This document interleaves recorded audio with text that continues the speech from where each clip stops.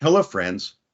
I am Rich Carlson, a Cloud Solutions Architect here at Microsoft, and I welcome you to another episode on the Microsoft Partner Technical Success Channel. At Microsoft, we value our coveted partners and the innovative services and solutions that you bring to market. Today, we'll discuss the top 3 DevOps announcements from Microsoft Build 2022. But firstly, before I begin, I would like to introduce my technical colleagues, Andy Huang and John Lester. Andy is a cloud solutions architect based out of Orange County, California. Andy specializes in DevOps, and he leads up our DevOps practice for partners. John is a cloud solutions architect based out of Charlotte, North Carolina. John focuses on application modernization, DevOps, and security topics, to just mention a few.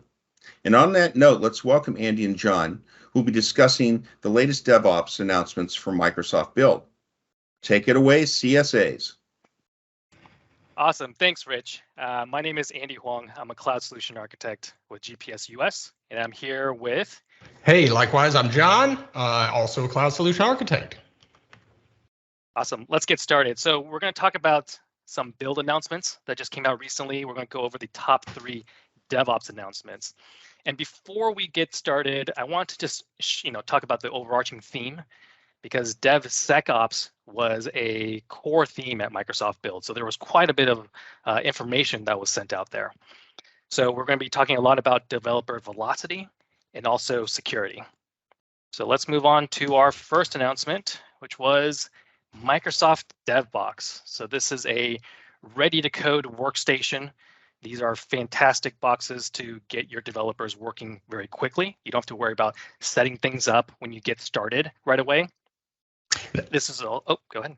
Oh, I was just going to say, Andy, I love this this feature. I used to be a consultant working for a systems integrator prior to my life at Microsoft, and I spent a ton of time maintaining virtual machine images because I'd have to have a new, fresh development environment for every customer. They'd all be a little different. And then the project would end. I'd have to kind of store it on an external hard drive somewhere and to be able to have ready access to it. And the other thing, too, was the laptop that I had to have was a beast of a machine. I hated traveling with it. I had to get a special backpack just to carry it around. But that's what was basically required to host these development environments in a traveling package. And now we've got it in the cloud on demand. So that's pretty cool. You probably had a massive power brick, too, to power that thing. It was. I think it might have been mistaken by TSA as a bomb on more than one occasion, but it was massive. Yeah, not to mention, you're working with customers. This is also great for inner source. We are always talking about microservices. There's tons of repositories and projects, and if you want to contribute to them, you might have to change up your local machine, which I absolutely hated.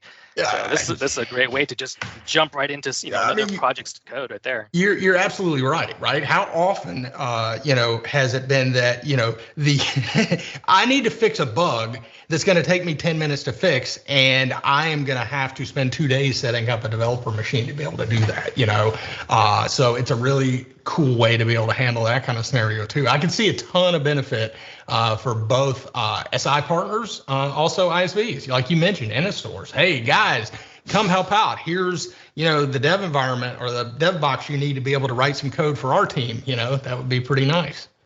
Yep. And this might sound familiar because, hey, doesn't GitHub have code spaces? So yes, but these are complementary services. So code spaces, of course, is very tightly integrated with GitHub. Microsoft DevBox is great for in case you're using some other version control system. So you could be using Azure DevOps, and Microsoft DevBox would be a great complementary service there. Right. Yeah. And I think it's good to point out, too, is that these are environments you have a lot more control over. Right. So if you have an integration with, a backend database or something like that you need to be able to access, these are Azure resources that you can configure, just like a virtual machine. So it's a lot more extensible. Yeah, that's a great point because, on the topic of security, now your source code, if you're on the enterprise side or if you're the administrator side, your source code isn't just sitting on a dev's laptop and that's being transported all the way around if they're traveling, across the United States. That's now inside the dev box that's more secured inside instead of someone accidentally potentially losing their machine. Right. Yeah. No, that's a fantastic point that I hadn't even considered. I mean, to be able to not only lose your IP, which traditionally was more of a concern, but now you thinking, oh, somebody could get this code and study it and find exploits in it. So yeah. Awesome. Very cool. What else you got?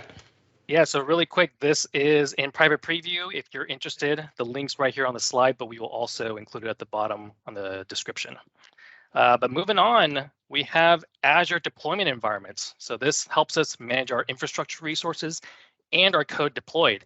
And I've had tons of pain in the past where, okay, you might have a dev environment, you might have a test and a production environment, and suddenly everyone's so busy and they go, hey, we need a second test environment. It took me forever because you're not just working alone, you're working with so many other teams, trying to work with the infrastructure team to set up the infrastructure there, and then you have to get the right code on there, you got the right configuration. So Azure Deployment Environments there to kind of help solve this problem, helping us spin up environments quickly so that, again, enhancing our inner source so that you can quickly spin up an environment, test out your changes that you made really quickly, and move on with your day. I think this is another great handy feature, right? I mean, you've been able to do something like this for some time, but you had to really get down in the nuts and bolts and build it yourself.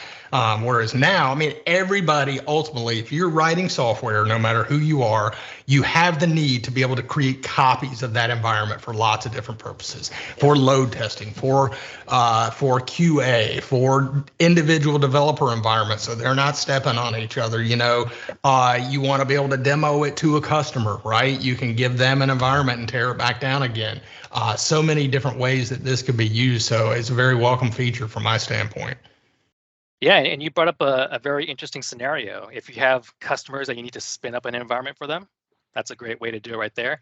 If you have multiple customers and who wants to maintain 20 dev environments, if you have 20 different customers running all the time, this kind of helps you, spin them up, destroy them, and have them ready to go whenever you need them.